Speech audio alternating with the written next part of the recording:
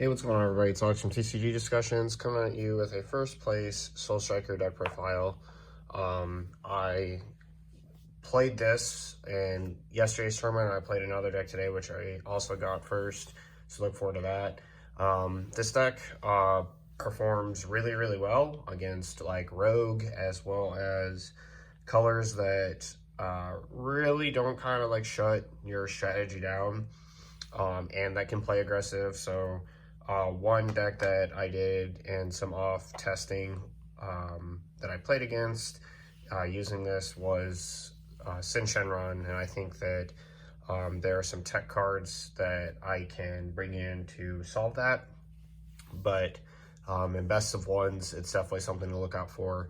And I'm thinking about main decking a couple more cards just to really see what I need to see so that you can mitigate that matchup a little bit better.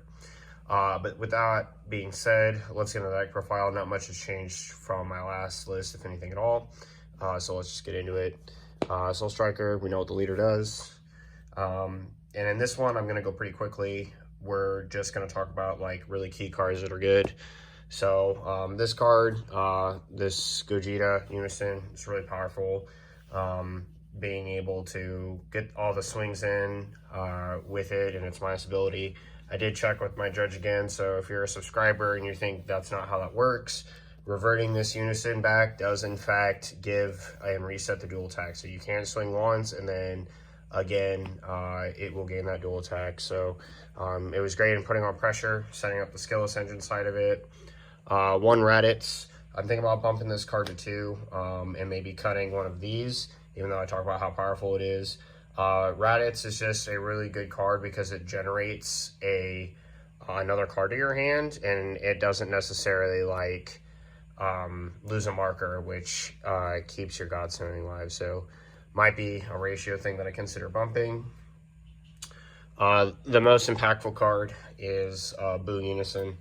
This card, once it's established in this deck, is completely disgusting and backbreaking. Playing this card basically for 1 is just ridiculous. You can play this on turn 4, swing with your leader, activate its ability to draw, and then activate an ape, and then still safely have an energy back for your next turn, which is just really strong. And all of its defensive capabilities, being a blocker and bottom banking card, just really impactful. Next we have the 10 drop.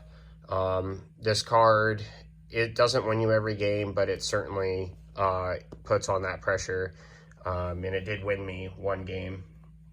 And its mass board clear is super important. For the skillless, we play the Trunks. This could be any 2-drop skillless, but I really like the art on the Trunks. For Son Gohan, Unbelievable Might. This is a card that I'm considering reducing in number and playing the Piccolo Gohan. So maybe like a 2-2 split. That would be one of the changes that I would make to the list. And it would definitely mitigate some of the aggro matchups a little bit. Next we have Son Gohan Calamity Challenger. Another card that I'm considering increasing in the deck. It's really good. Deflect blocker, comes in, draws a card, and really helps you being able to block with it, helps protect the Unison. So like when you awaken on 3, if you have the Gogeta Unison out, swing, untap 2, play this for 1 and draw a card. It's really powerful. And then having that blocker will give you the Saiyan and Rest mode, which is really nice. 2 Goku's Ultra Instinct Kamehamehas.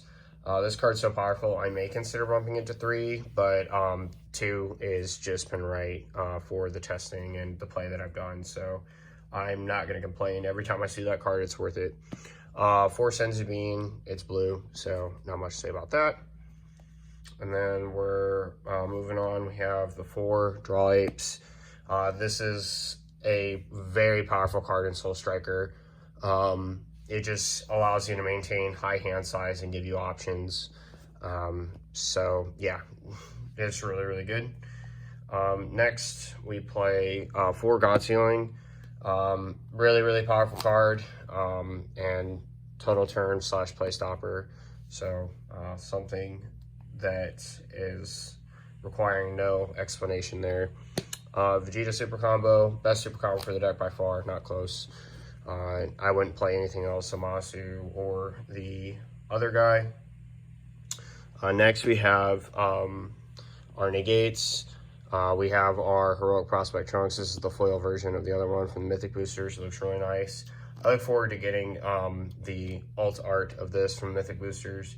But this card's really, really good at handling decks that want to go tall and swing fast and hard, like Gogeta Xeno, Sin, stuff like that.